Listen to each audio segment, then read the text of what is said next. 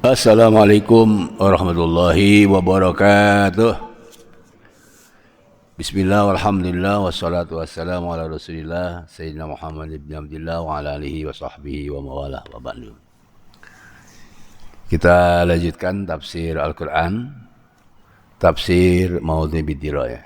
InsyaAllah hari ini akan menjelaskan surat Al-Baqarah ayat 13. Juruteknya sahabat dituduh gila. Itu. Sahabat itu tadi orang yang sudah beriman. Nah, kalau kita kaitkan dengan ayat sebelumnya, karakter orang-orang munafik itu perusak.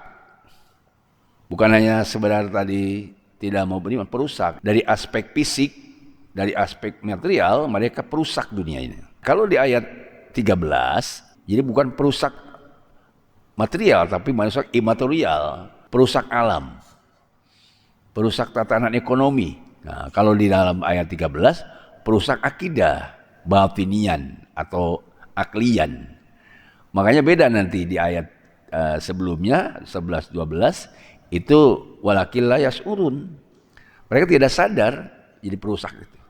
Tapi di sini dijelaskan walakil la ya'lamun. Mereka tidak tahu, sebab beda sadar dengan tahu. Dan dikaitkan dengan ayat sesudahnya, bahwa mereka itu kalau di hadapan orang-orang mukmin mengaku beriman, tetapi ketika berhadapan dengan orang-orang pemimpin-pemimpin mereka, kami tidak beriman, hanya mengolok-olokkan saja. Di ayat 14 sampai ayat 16 itu mereka mengolok-olokkan kaum muslimin gitu. Ini kaitan dengan ayat 13 dengan sebelumnya 11-12 dan ayat 14-15 sampai 16. Jadi itu secara teksnya. Mereka mengolok-olokkan, menghina, memfitnah, memframing, membalikan fakta.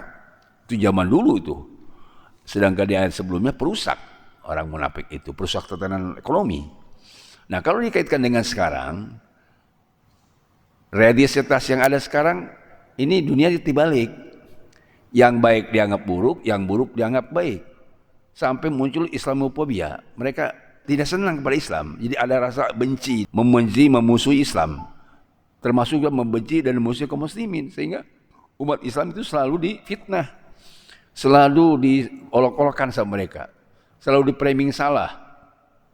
Dan tidak terbukti sekarang kaum muslimin dianggap tidak punya wawasan keilmuan, kaum muslimin dianggap tidak menguasai iptek dan lain sebagainya. Nah, oleh karena itu judul yang pas secara kontemporer adalah umat Islam dituduh tolol, umat Islam difitnah oleh mereka. Sebab tolol itu kan sebagian dari mana sufaha, sapeh di zamannya sufaha, tolol itu, dungu. Nah, itu jadi dulu kontemporernya adalah umat Islam sekarang dituduh gila, dituduh abnormal. Padahal sebaliknya, umat Islam justru yang punya akal sehat, yang normal.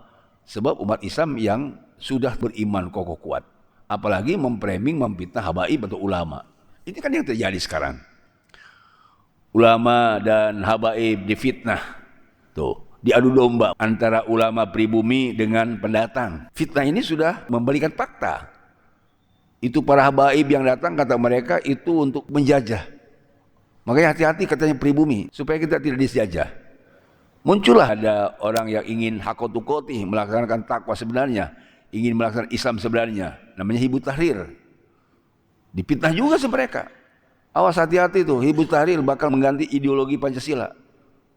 Itu memfitnah. Justru yang diganti ideologi juhala, orang-orang sapeh tadi tuh, ya orang-orang bodoh atau orang jahiliyah, diganti dengan sistem Islam. Nah, itu menurut mereka, namanya muncul Islamofobia.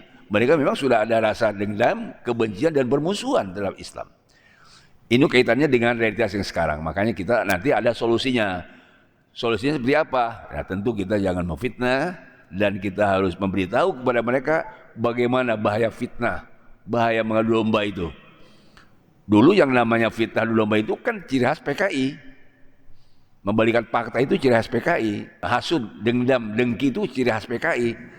Jadi siapa saja yang punya hasud, dendam, bermusuhan, memfitnah, mengadu domba, memecah belah, itu PKI. Ya itu realitasnya. Coba HTI dibubarkan akan mengideologi. Tapi justru komunis tidak dibubarkan, malah diangkat, diberi penghormatan. Jadi bangsa Indonesia harus minta maaf kepada PKI. Jadi PKI seolah-olah yang benar. Muncul lagi kita di dalam realitas kenyataannya. Ulama-ulama pejuang sudah tidak ada sekarang. Hasyim Asy'ari yang jadi tokoh nasional yang ditulis dalam sejarah diganti dengan Aidit.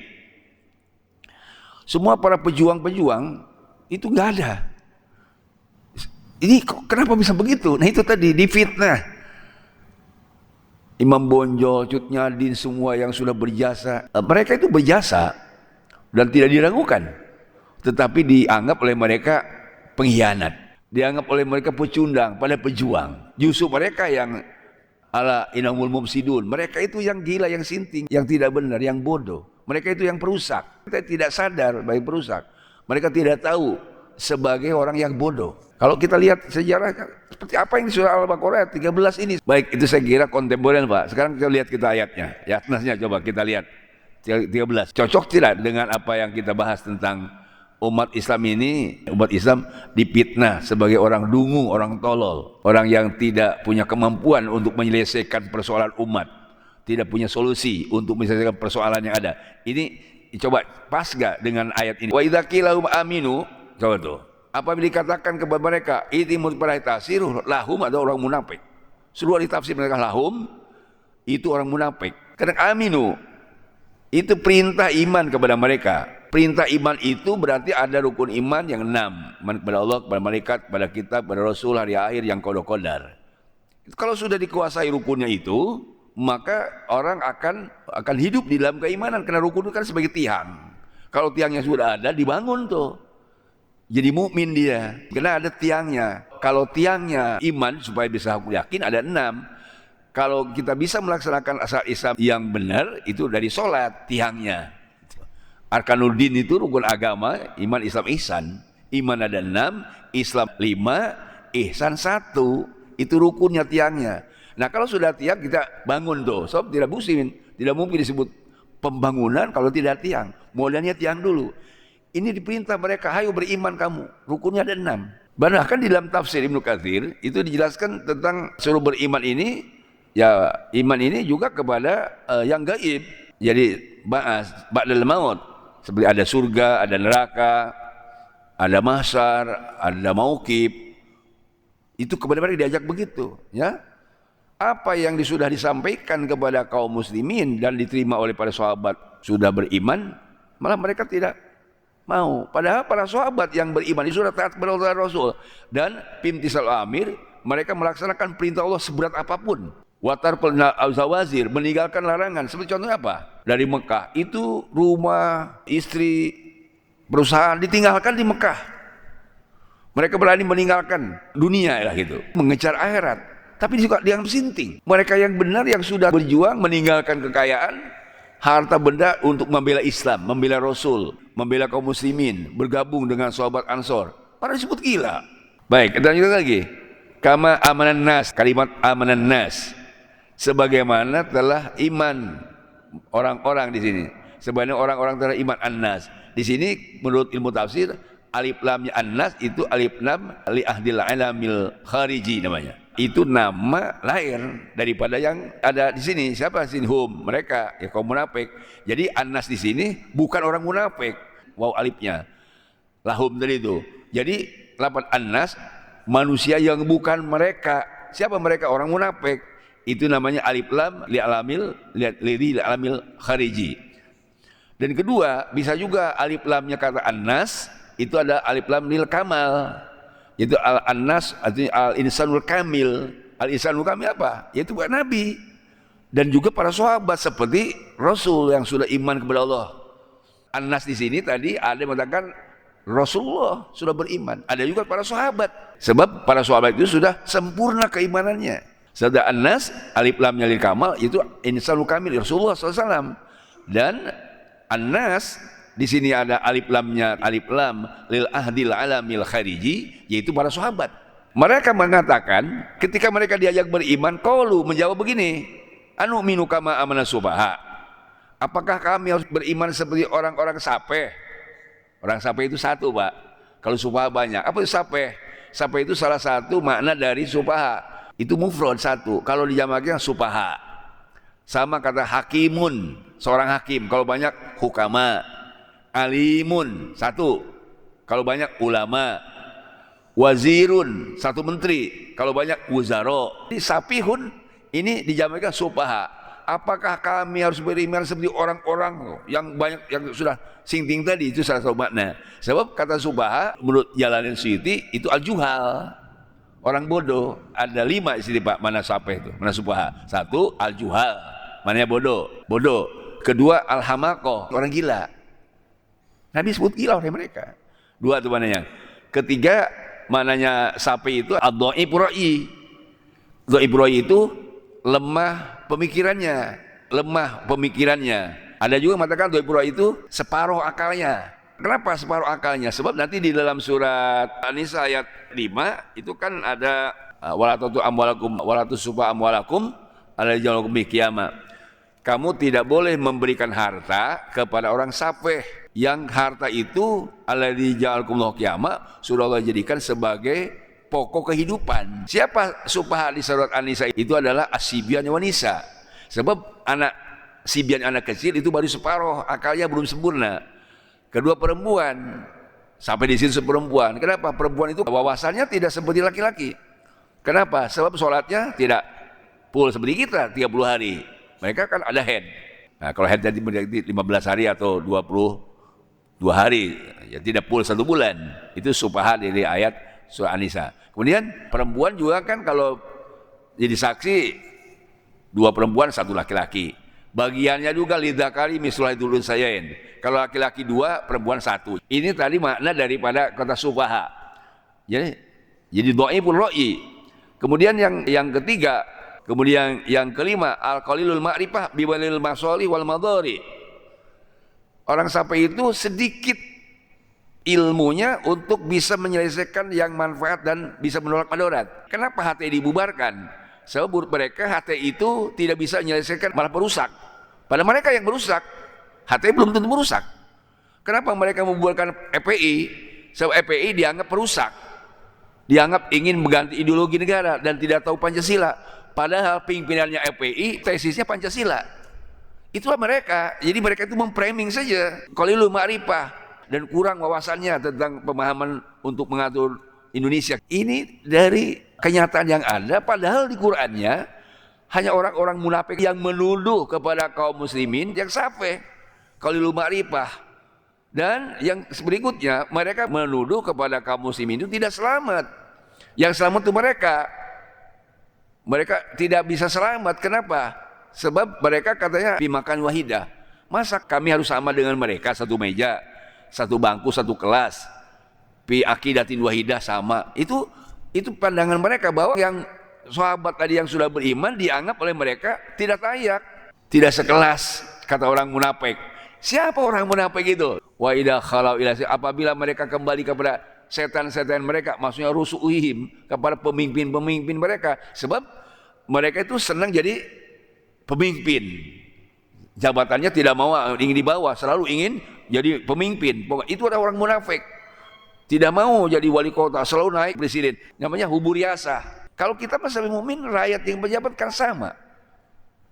Apalagi kita sudah bicara akidah. Miskin dengan kaya sama. Malah kalau kita lihat madaratnya orang kaya kan nggak mau jadi orang kaya. Banyak pertanyaan kan, lebih baik jadi miskin. Demikian jadi pejabat. Demikian kalau kita lihat bahayanya orang-orang ilmu, orang-orang alim yang tidak bisa mengamalkan ilmunya, itu akan dimasukkan neraka sebelum penyembah berhala. Sebelum penyembah berhala masuk neraka, dijawab oleh Quran, ala innahum humus sufa. Kata reaktifnya Pak, kalau mereka itu anu minu kama aman nas, apakah kami harus beriman seperti orang-orang bodoh beriman? Tapi dijawab oleh Quran, kalimatnya ala inna hum asupaha. Ada 5. Ala, ketahuilah, inna sesungguhnya mereka orang-orang munafik itu yang dungu, yang tolol. Jadi ini menunjukkan menurut para ahli tafsir ablagu ini lebih fasihat dan lebih menukik jawaban Al-Quran tentang tuduhan kepada kaum muslimin sebut bodoh. Mereka yang bodoh. Ingat, mereka yang bodoh. Kalau menuduh kepada orang-orang muslim tadi, orang yang tidak menyelesaikan masalah, mereka yang tidak menyelesaikan masalah. Jadi lebih tegas kalimatnya, ala innahum humus sufaha. Memperhatikan beberapa teks yang lain, ayat-ayat yang lain nanti. Baik, kita lanjutkan lagi. Walakin la ya'lamun sekarang. Apa itu walakin la ya'lamun? Tetapi mereka tidak tahu. Ini kaitan dengan ilmu, masalah hati, masalah batin. Beda tadi ala innahum humul mufsidun walakin la yas'urun. Jadi kalimat la yas'urun tadi saya jelaskan tidak sadar. Karena itu kaitan dengan masalah fisik. Mufsid itu kerusakan ekonomi di dalam fisik. Sehingga la yas'urun tidak sadar. Kalau ini masalah non fisik. Kali tadi masalah material, la tufsidu fil ard, jangan merusak bumi, masalah materi. Sedang ini mah masalah imaterial. Aminu. Masalah iman, masalah imaterial. Oleh karena itu walakin la ya'lamun, mereka tidak tahu.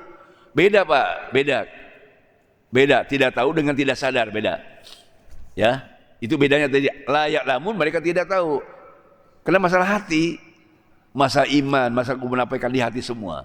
Sedangkan ayat sebelumnya ini kaitan dengan tadi la tufsidu fil ardi, jangan kamu berbuat kerusakan di muka bumi. Mereka menjawab, innaman nahnu muslihun, kami tidak membuat kerusakan, justru kami yang membuat perbaikan. Tapi dijawab Al-Quran, ala innahum humul mufsidun walakin la tas'urun, walakin la yas'urun. Mereka yang membuat rusak itu tapi tidak sadar. Tapi di sini kalimat surat Al-Baqarah 13, walakin la ya'lamun. Nah, oleh karena itu Bapak semua, kita harus tahu tentang la ya'lamun. Artinya dia orang-orang yang bodoh tidak tahu dirinya bodoh gitu. Ada 4 manusia itu. Satu manusia rajulun yadri wa yadri anhu yadri. Ada manusia tahu. Dia tahu dirinya tahu. Dia orang alim, orang pintar, tahu dia orang pintar, dia ngajar. Maka fattabi'u, itu ikuti sama kita. Satu itu. Kedua, rajulun yadri wa la yadri anhu yadri. Dia pintar tapi tidak tahu dirinya pintar. Dia kiai, dia ustad, tapi tidak tahu dia sebagai kiai ustad, tidak ngajar. Kasih tahu, Tad, ngajar Tad, pakai, udah bener. Nah, jadi kalau ada kiai salah, dikasih tahu. Dia tidak tahu bahwa dirinya kiai. Itu yang kedua, pantabihu, peringatkan oleh kita supaya dia melakukan kebaikan. Yang ketiga, rajulun la yadri wa yadri anhu la yadri. Ada manusia bodoh, tapi tahu dirinya bodoh. Bodoh, tapi tahu dirinya bodoh. Sehingga dia belajar. Itu maksud saya tadi. Orang yang bodoh, tahu dirinya bodoh belajar, itu dimaafkan kebodohannya. Rumah saya dia bodoh, tidak mau jadi imam, takut salah. Dimaafkan itu kebodohannya. Rumah saya tidak tahu hukum, sehingga tidak mau jadi hakim. Rumah saya tidak menguasai ilmu perpolitikan, sehingga tidak mau jadi pejabat publik.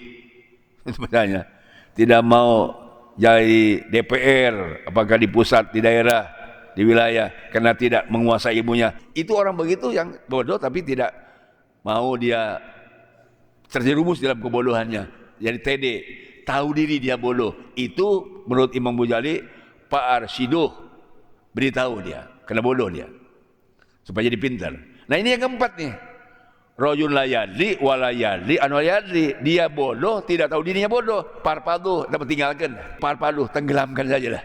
Sebab ini bodoh, tidak tahu dirinya bodoh. Saking bodoh, dia bodoh, dirinya bodoh. Nah itu mah parpaduh, tenggelamkan aja lah. Ini menurut Imam Ghazali.